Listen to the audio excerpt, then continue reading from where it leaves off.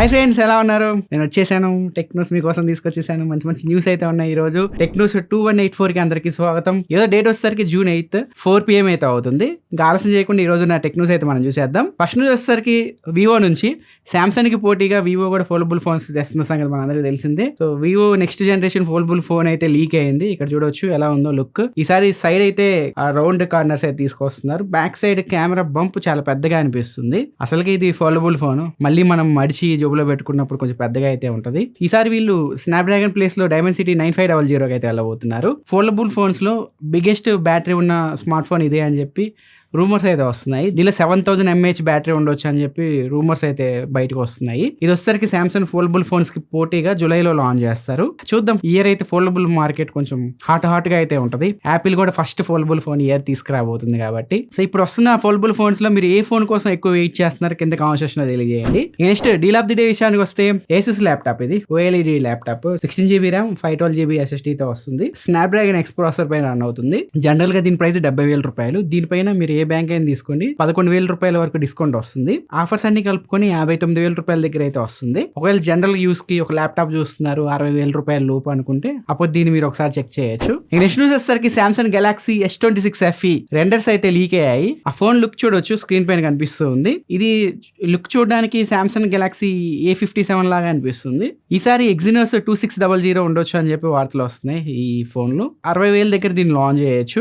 Next news వచ్చేసరికి Google spark కి పోటీగా మెటా కూడా యాచ్ అనే ఒక ఏజెంట్ మోడ్ అయితే తయారు చేస్తుంది. ఇది కూడా మనం టాస్క్లు ఇస్తే దాన్ని ఆటోమేషన్ చేస్తూ ఉంటుంది. దీని ప్రైస్ ఇండియాకి వస్తే నెలకి 19,000 రూపాయలు పెట్టొచ్చు అని చెప్పి ఎక్స్పర్ట్స్ అయితే చెప్తున్నారు. అంత ప్రైస్ పెట్టి ఎవరు తీసుకుంటారో చూడాలి. మనం ప్రెసెంట్ ఇంటర్నెట్ బిల్ ఎలా అయితే కడుతున్నామో ఫ్యూచర్ లో ఏ బిల్ కూడా కట్టాల్సి వస్తుంది అని చెప్పి ఆల్రెడీ OpenAI CEO స్టేట్మెంట్ కూడా ఇచ్చారు. ఇంకా నెక్స్ట్ వచ్చేసరికి Xbox ఫ్యాన్స్ ఎంతమంది ఉన్నారు కింద కామెంట్ చెప్పండి. Xbox November 15, 2001 లాంచ్ చేశారు. ఇయర్ November 15 కి Xbox లాంచ్ చేసి 25 years అయితే అవ్వబోతుంది. ఈ సందర్భంగా Xbox వాళ్ళు ఒక special edition console and controller అయితే అనౌన్స్ చేశారు. ఇవి నవంబర్ లో సేల్ కి అయితే వస్తాయి. వీటి ప్రైస్ కూడా ఆ రోజే మనకు తెలుస్తుంది. ఇది ఫస్ట్ Xbox ఏదైతే ఉందో సేమ్ అదే థీమ్ లో వీటిని అయితే డిజైన్ చేశారు. రెండింటిని మీరు స్క్రీన్ పైన చూడొచ్చు. ఇంకా నెక్స్ట్ న్యూస్ వచ్చేసరికి FIFA June 11 FIFA world cup అయితే స్టార్ట్ అవబోతుంది. దీనికి టికెట్లు బుక్ చేసుకుందామని చెప్పి చాలా మంది టికెట్లు బుక్ చేసుకునేటప్పుడు కొంతమందికి అయితే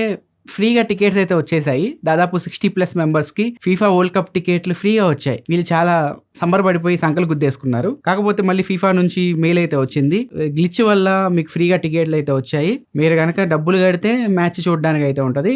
మీరు డబ్బులు కట్టలేదు అంటే మీ టికెట్లు వేరే వాళ్ళకి అమ్ముకుంటామని చెప్పి FIFA అయితే మెయిల్స్ పంపించింది వీళ్ళకి. అది వాళ్ళ సైడ్ తప్పు, యూజర్ సైడ్ తప్పు కాదు కదా. బుక్ చేసుకునే ఏం పాపం చేశారు చెప్పండి పాపం. ఇక నెక్స్ట్ న్యూస్ వచ్చేసరికి మీ స్క్రీన్ పైన ఒక వీడియో కనిపిస్తూ ఉంది. ఇక్కడ అబ్బాయి బాగున్నాడు కదా, అమ్మాయి కూడా బాగుంది. వీళ్ళు ఎవరు అనుకుంటున్నారు? మనుషులు అనుకుంటున్నారా? కాదు, రోబోస్.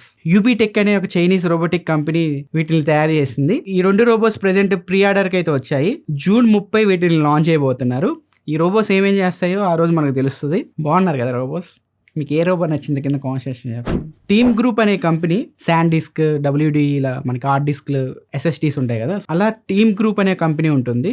ఈ team group company T-Create Expert P35SG అని ఒక SSD అయితే లాంచ్ చేసింది. ఇది మ్యాక్సిమం ఇండియాకి రాకపోవచ్చు. దీనిలో ప్రత్యేకత ఏంటి అంటే దీనిలో ఒక 4G సిమ్ అయితే ఉంటుంది. మీ డేటా ఎవరైనా యాక్సెస్ చేయాలని చెప్పి చూస్తున్నారు, మీకు అది ఇష్టం లేదు అనుకుంటే వీళ్ళు ప్రొవైడ్ చేసిన సిమ్ నెంబర్ ఉంటుంది కదా, దానికి మనం ఒక టెక్స్ట్ మెసేజ్ చేస్తే మీరు మెసేజ్ చేసిన వెంటనే SSD లో ఉన్న డేటా మొత్తం ఎరేజ్ అయిపోద్ది. ప్రైవసీకి ఎక్కువ ఇంపార్టెన్స్ ఇచ్చే వాళ్ళకి SSD అయితే చాలా బాగా ఉపయోగపడుతుంది. Next comment of the day, S26 Ultra కి ట్రస్టబుల్ ఛార్జర్ ఒకటి చెప్పమని చెప్పి మన సబ్స్క్రైబర్ కిషోర్ గారు అయితే అడుగుతున్నారు. దీనికి సంబంధించి ఆల్రెడీ ఒక షార్ట్ వీడియో చేశాను, మీరు చాలా మంది చూసే ఉంటారు. చూడకపోతే ఈ వీడియో ఎండింగ్ లో ఒకసారి పోస్ట్ చేస్తాను, ఒకసారి మీరు చెక్ చేయొచ్చు. ప్రెసెంట్ అయితే మీకు సామ్సంగ్ గ్యాన్ ఛార్జర్ అయితే ఉంది 60 వాట్.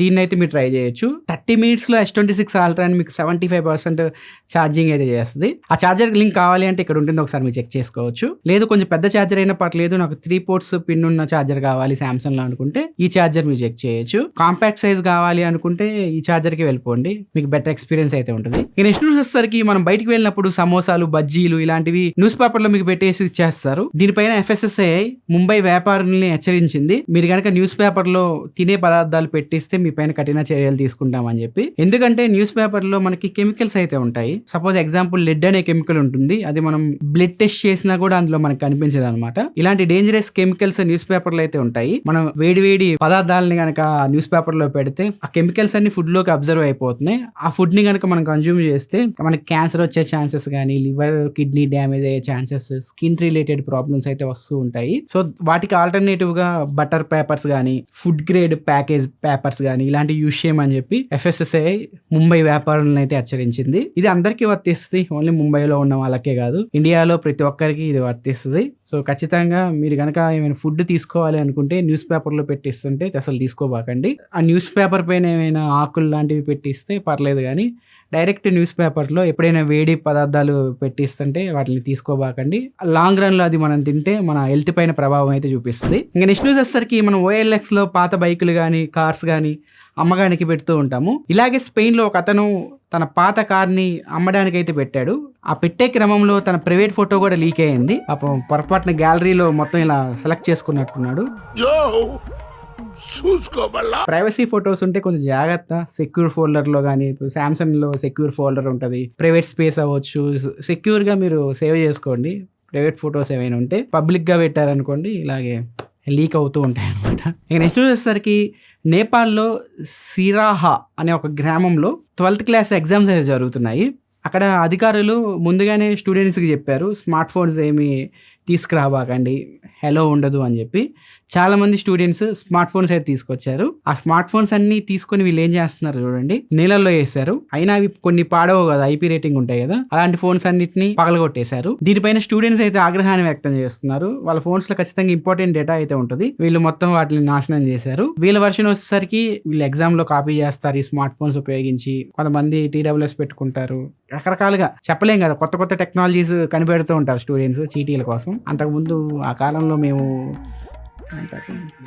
మినీ జిరాక్స్లు, మైక్రో జిరాక్స్లు పెట్టుకునే వాళ్ళం. స్టూడెంట్స్ కూడా వీళ్ళు చెప్పారు కదా ఎగ్జామ్ హాల్కి మనం తీసుకురాకూడదు స్మార్ట్ ఫోన్స్ అని, వీళ్ళు కూడా వినాల్సింది.